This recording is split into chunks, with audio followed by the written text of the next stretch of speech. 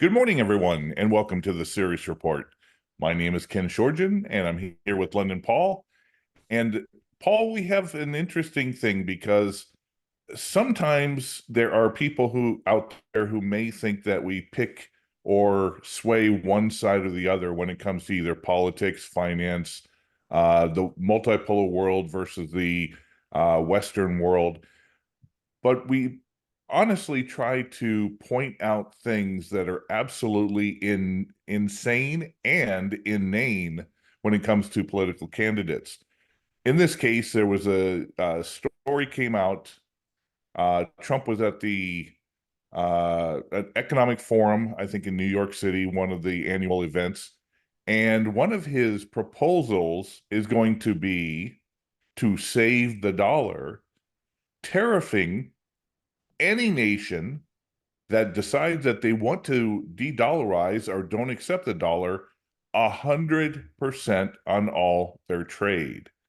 Uh, Paul, wanted to go ahead and get your thoughts on that immediately, and then we're going to go ahead and expand this into historical times where this type of tariffing has just been absolutely destructive, and what it means for the U.S. in its current trade system. Yeah, I mean, first off, let's work on the basis that this isn't just an electioneering stunt because Trump thinks it'll be a vote winner, because incredibly, and this has happened previously when he put tariffs on Chinese goods, for some very strange reason, a lot of Trump supporters all believed the completely erroneous narrative that in fact China pays for these tariffs. It's American people who pay for it because the tariffs are put on these goods when they arrive in the United States. It's a form of taxation, and of course it's a form of inflation. And we've seen how disastrous it was for the United States in implementing all these tariffs on China, which was supposed to get China in line, make them behave themselves. China's ignored the United States' overtures in this regard, and it's turned out to be a complete disaster doing this. So if you want to extrapolate that to putting 100% tariffs on nations who trade in non-dollar terms, I mean, where do you draw the line with this?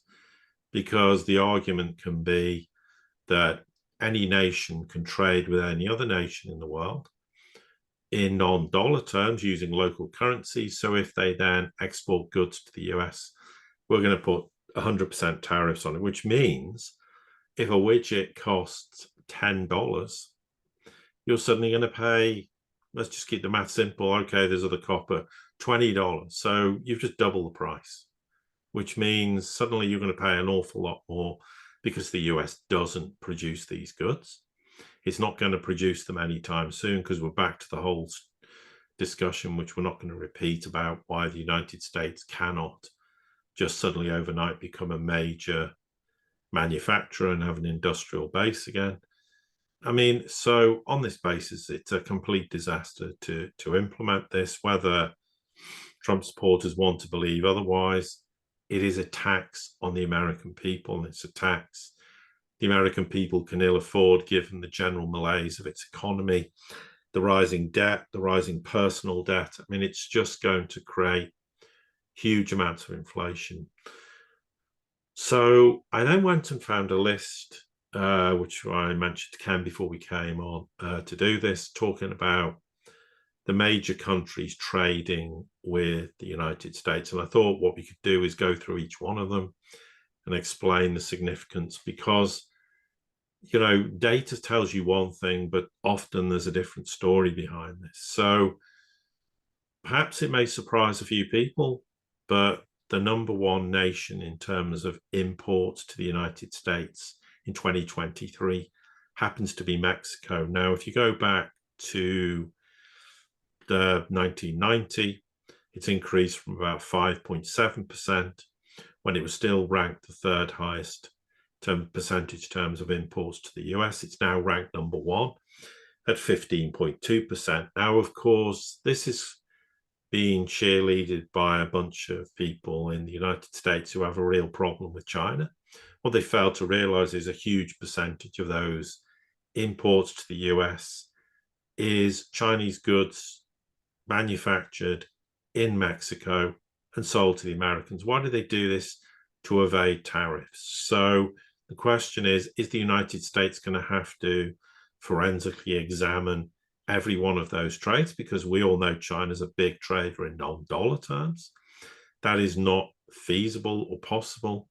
And also Mexico itself is a big has a big interest in the future of multipolarity and joining BRICS, etc. So it's very likely, even if Mexico conducts all its trade with the United States in dollars, it could easily trade with other countries in the future in non-dollar terms. So what does that mean? All of a sudden, huge amount, the biggest importer into the United States is having 100% tariffs put on all the goods it sells. I mean, this is just ridiculous. And so what I said to Ken is, well, Ken can obviously comment on that, then we'll move on to each country and we'll each make our, observations on that.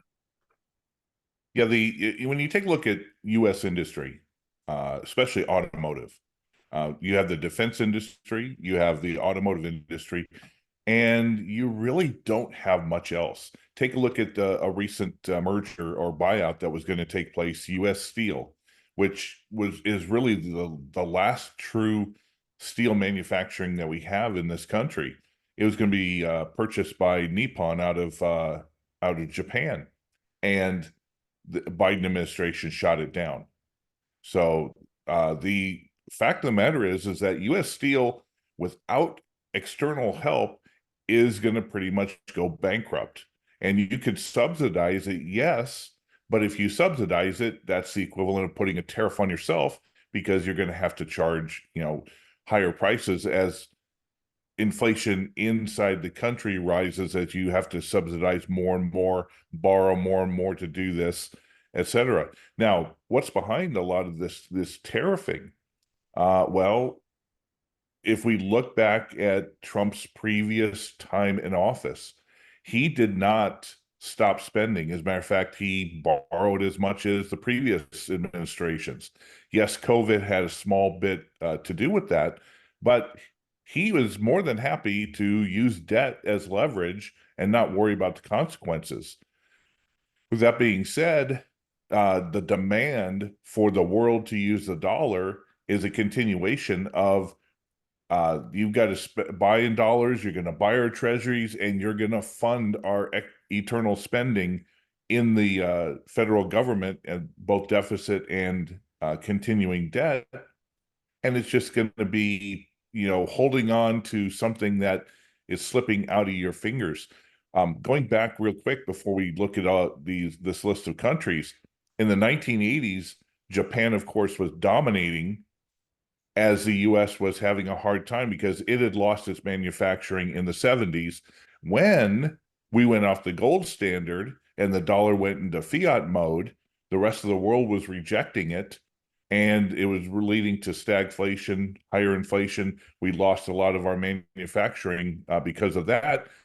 Japan rose as corporations started funding and investing in Japan, and the U.S. had to do a similar thing under what was known as the Plaza Accords to tamp down Japan, and pretty much they have been stagnant for the last 40 years. So China, of course, is not stupid. And they know that after seeing what the U.S. did to Japan, this tariffing, what's a country going to do? We're just not going to trade with you. We don't care. We have alternatives now. And with that being said, then what's the U.S. going to do if it relies upon so many other countries in the world to be its imports when it doesn't manufacture the necessary goods for 340 million people domestically? Yeah, exactly. So a quick point, ranked second in 2023 is Canada, no surprise, but that's down from a figure at the start of the 1990s of 18.6% when it was ranked second. It's still ranked second, but it's down to 13.5%. Now, we know Canada is never going to trade with anyone in non-dollar terms. It's never going to do anything to upset the US. So I think we can park the threat that this would pose to Canada, because it simply won't happen.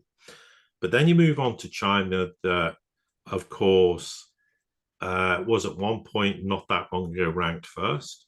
If you go back to 1990, it was ranked second with 2.5% of US imports. It peaked in 2017 at 21.6%. And of course, this was because of the worsening relations and the trade war that existed that Trump implemented during his presidency. And if you go to the back end of 2023, it's down to 13.2%. Now, that can be a bit misleading because, again, a lot of Chinese goods are effectively ending up in the United States via Mexico, although the percentage difference doesn't extrapolate like for like, that it's fallen in 7 years over 8.4%.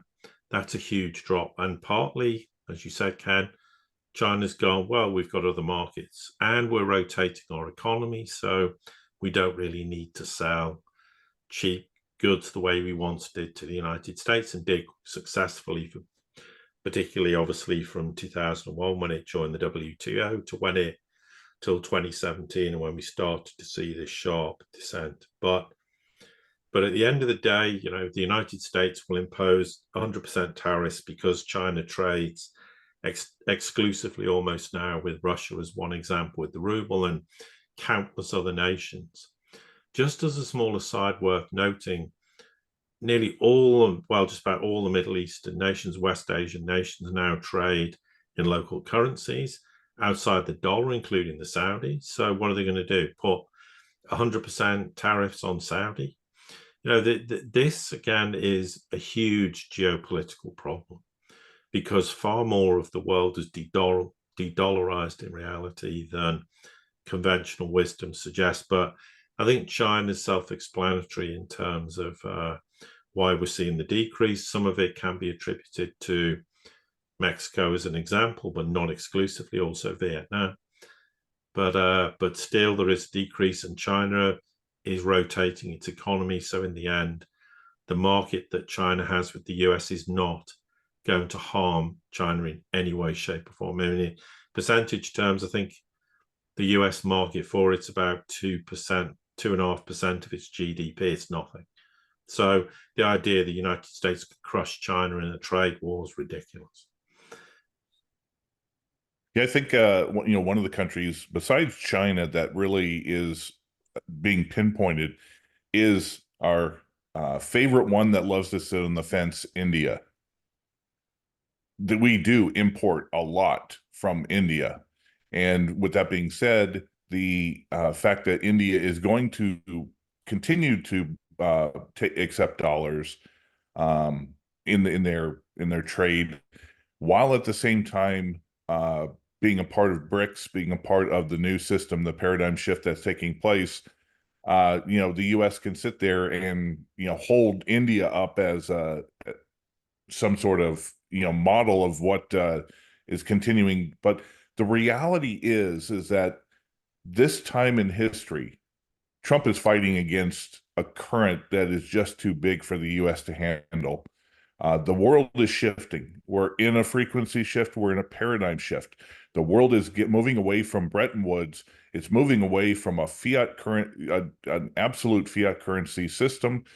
It's already been implemented to the point, like we mentioned a week ago, 17 trillion US dollars worth of transactions are already going through a non-SWIFT system. So with that being said, all these nations that are potentially threatened with tariffs are going to have an alternative. Now, just like India, has said they don't really want to be inundated with yuan, just the same way that China and other countries have had trillions of dollars of reserves because they've got no real use for them, nothing really to trade with it. India may have to at some point suck it up and be willing to accept more yuan as its reserve, as long as it has an outlet, then it can use that to trade with other countries, et cetera, et cetera. So while it's the new system, of course, is not fully in place, there is enough alternatives. Iran and Russia have proven this because they've been sanctioned into oblivion by the US, proving that the tariffs, for all intents and purposes, are just a figurehead type of sanction that can easily be ignored by the global system today. Yeah, actually, India's on our list further down the line, Ken. So we'll talk about India in some more depth then. So the next one on the list is Japan. Unsurprisingly, it was at nearly 20% in 1990 of US imports. It's now 4.6%, and it's been declining through the whole of that period for over 30 years. So it shows what being a vassal state of the US is about. It's nothing about trade and cooperation.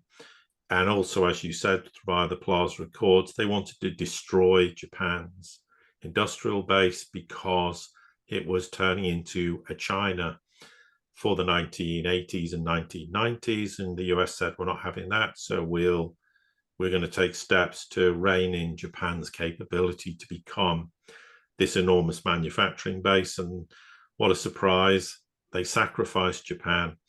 And, you know, in that process, of course, in 2001, when China joined the WTO, they started massively increasing trade, thinking, well, we've got China in the back pocket. They're going to become westernized and we'll have control over them, because it's always about control. And of course, that failed to materialize. So I don't think we need to add too much more to the issue of Japan. But now we'll come on to the next one in the rank, which is Vietnam. Now, Vietnam's interesting because it carries a lot of press in the West that China's lost all this trade and businesses are all moving out of China and they're moving into Vietnam, and then they're selling goods, like in this case, to the United States. So basically, if you go back 25 years ago, there was no trade between Vietnam and the United States. Now at 2023, it ranks 7. Vietnam's imports in percentage terms to the US is 3.5%. Of course, what is not understood is the vast bulk of that, or a huge amount of it, should I say, is actually Indian rebadged goods. India moved operations to Vietnam because of tariffs. So Vietnam sells goods, which really is rebadged with made in Vietnam. A lot of it is components are made in China, then they're assembled and goods are then sold from Vietnam to the United States, but they're Chinese goods. So that's a bit of a myth.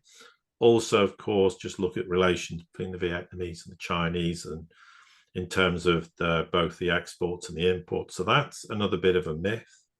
But again, what are they going to do? Because all these countries in the global south are all trading with each other, like the ASEAN countries, increasingly in local currencies. So nowhere near is all Vietnam's trade in dollars. So what are they going to do?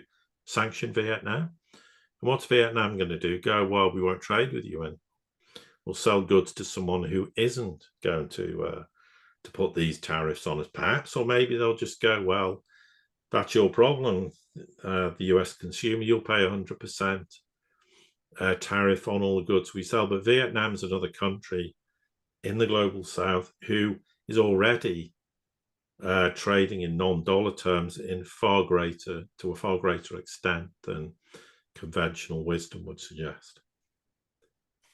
Yeah, I think also take into the fact that not just components in that from China going to Vietnam and then finished goods being sent out and labeled, you know, when they come into the country, made in Vietnam. Take a look at Apple. Apple doesn't manufacture anything in the US. They manufacture things in China or in Vietnam or elsewhere. Most of the US global conglomerates and corporations have offshored their manufacturing elsewhere. So if the tariffs are going to be put on Vietnam, on China, on whomever, Mexico, which makes a lot of our automobiles now, we're going to be actually tariffing ourselves and our own corporations, which of course is going to be higher prices. And since we're not doing the manufacturing, our people, the American people, are not going to have the higher wages to be able to afford the higher prices of these goods. Yeah, absolutely. So just two more countries to go through. India, you mentioned them earlier. Now, India in 1990 was 0.7% and ranked at 26th in terms of US imports. It's only ranked 8th in 2023 and it's 2.7%. It's not a huge amount. The other thing is India's trading with about 30 countries around the world now in non-dollar terms. A whole raft of them in West Asia. And the whole thing with China and India and them not wanting yuan is a bit of a political statement, which is not based in truth. A lot of it, it's not as big a problem as people may have made it out to be. They're certainly trading in non-dollar terms in totality with the Russians, be it rubles and rupees. So India falls foul of this 100% tariffs on goods. So the United States is going to be severely punishing India as a result of this, because India's made it very public. I mean, they're signing agreements with nations all around the world, Brazil as well, to be trading in reals and rupees. So because India wants to internationalize the rupee. Okay, we're not in that position at this point in time, but it's making those strides and forward. So India is going to be a nation that's going to be severely hammered by this, and that's going to be very damaging to the United States, because bear in mind they're trying to use India as a nation to counter China. So they are the ones doing a lot of this stoking tensions in the Kashmir region, where there's been border disputes, although that has been resolved to a large extent because the Chinese and the Indians are talking to each other about it and realizing who the real problem is. And also because they're starting to change their trade, how they work with each other, and how China can hugely help India domestically in terms of investment and putting businesses there that will be hugely beneficial to India. So things are changing, but India is going to be a nation that's going to get hit hard. And if the United States thinks it's going to get India on side to act as a sort of a way of trying to contain China, they're going the completely wrong way about it. Yeah, absolutely. Yeah, since I already spoke on India, I don't have anything else to add on that one. No, right. The final one worth discussing is Taiwan. Now, obviously, if you go back to 1990 in percentage terms, it was 5.1%.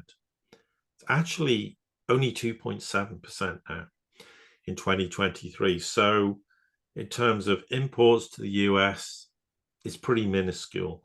We know what Taiwan's about. It's there to try and use a stick to beat China with, and that's a discussion for another podcast in terms of that. But in reality, Taiwan is never going to trade with anyone in non-dollar terms. Absolutely not. So it's not a huge problem for them in terms of having tariffs put on any goods, because they're just not going to do anything to upset the Americans. We know that. And of course, strategically, that relates to the TSMC and obviously chip production, which is really what the United States is all fearful about with regards to Taiwan, because it thinks China wants to have hegemony. And as I said, we'll discuss that separately. So I don't think there's too much to add. It's rather like Canada, I think, in terms of Taiwan.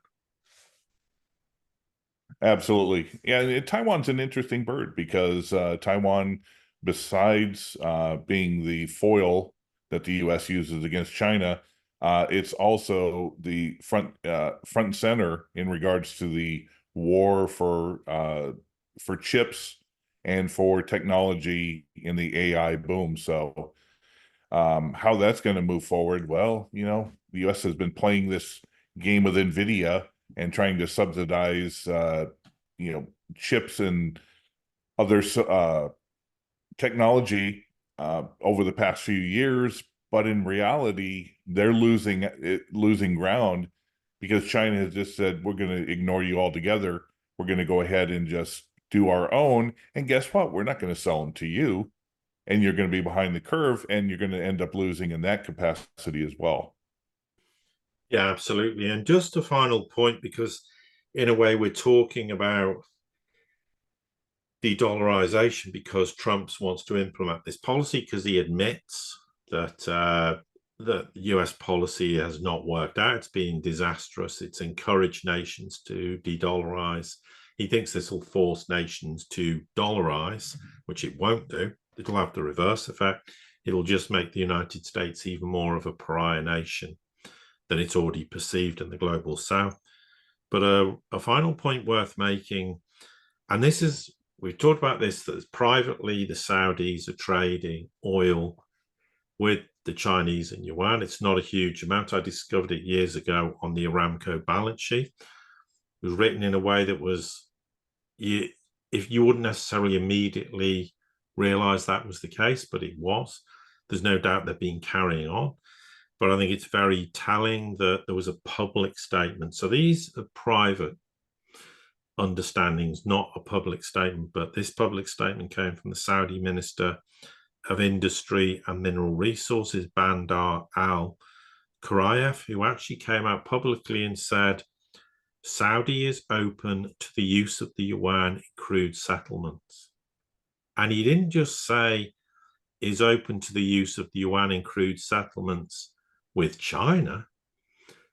So the question is, why are they making this public statement at this time? Well, and this comes back to the point where people go, well, China and Saudi can never trade in the yuan and the real. It's impossible. Well, it isn't, because if Saudi gets paid in yuan for all the oil it gives, which is a major exporter to China, China's putting massive investment into Saudi. It's and also building new industry out there and cooperating with them in a huge amount of ways. It's really started to exponentially grow in the last couple of years. Well, Saudi's then got yuan to pay China, and there you go. So why is it a problem? It isn't.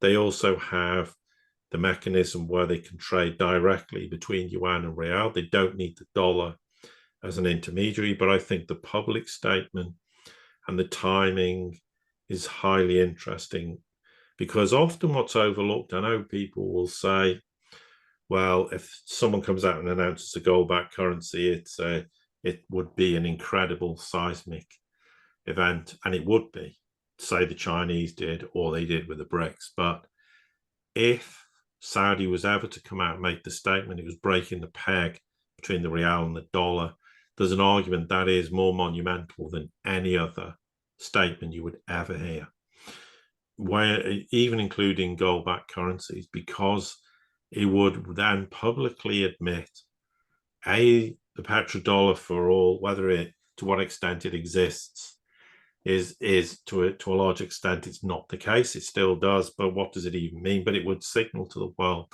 that's over. Our relationship with the United States, we wouldn't say was over, but we have made a strategic decision, and it would have enormous ramifications globally. So I think it's just a point worth making to tag on to the end of this, because obviously the United States has had it, but okay, increasingly its relationship with the petrodollar with Saudi is falling off a cliff edge. There's no doubt about it. Saudi has alternative markets, but it would be symbolic of a major decision made by a country that historically supported and backed the petrodollar, supported the dollar in return for security guarantees, in inverted commas. Well, clearly, if Saudi breaks the peg, they would go, we don't need your security guarantees anymore. Well, why wouldn't they? Because all of a sudden the argument is, well, who's a threat to us in the world? The United States? No. So who? The Chinese? No. The Russians? No. The Iranians? No, because we have rapprochement. Who else in West Asia? No one. So yes, you still need some security, but not to the extent that Saudis had to have historically. So it will be a major statement of intent, but I think Al-Karayev making this statement public, it may be that the timing is for a reason, and maybe we will see that reason in the coming months, maybe weeks, but I thought it was worth tagging on the end of this. Yeah, it's vitally important because energy export is one of the biggest things the U.S. has left. I left it off of the other different manufacturing and revenue sources that the U.S. did for exports until the end to tie into this. Obviously, the U.S., most of their exports go to Europe, Japan, and the distilling of oil into products, diesel, et cetera, jet fuel, et cetera, is also sold to multiple different countries around the world. But the fact of the matter is if there are other alternatives outside the dollar, and the U.S. continues to put these sanctions or tariffs globally against anybody who is not accepting the dollar, then they're going to lose that ability to export one of their biggest outputs, and loss of revenue, and some of their biggest companies are going to feel the absolute brunt of it. In my opinion, President Trump has too many issues domestically to have to deal with and fix to start building fights with China, Russia, the rest of the world, especially the global South and the multipolar world. Just as you said many times in the past, at some point, the U.S. is going to have to get away from this hegemonic belief that they run the world and they will always run the world, and instead try to act like an equal amongst equals with China, Russia, India, and the rising nations that are being a part of the global financial system, the global economic system, the global community. And until they get that mindset, everything that they attempt to do is going to find backlash, and it's going to hit them and affect them harder. And it's going to be even worse because at some point, they're going to have to come to the table with hat in hand, and they're not going to be able to have this largest seat on the global stage unless, if they had done it now when they have something to offer the world instead of coming to it begging.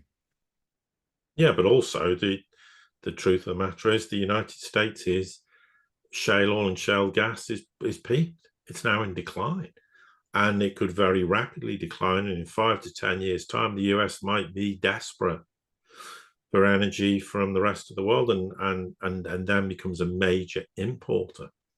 And I'm not exaggerating that. Okay, it's difficult at this point to know precisely, but it certainly is a huge problem. The US doesn't have long-term energy or oil and gas reserves, proven that is. Okay, maybe that might change, but it seems highly unlikely because the low-hanging fruit in the shale sectors have long since been exploited, and those shale wells don't last very long. They have a very short lifespan. So that's another enormous problem the US is undoubtedly going to face in the future. Yeah, and of all the things that's most important, whether import or export to any nation, it's energy. Yeah, because it's the lifeblood of a nation, as we know. Absolutely. Anyway, Paul, I think we covered that pretty well. Sure. Yeah, absolutely. Want to thank you as always for being a part of this great discussion. And likewise. And to everybody here, to the community, Sirius Report community, thank you for being a part of this endeavor. And until the next time we get together, don't forget to like, subscribe, comment, and share this with others. And we will talk to you very soon.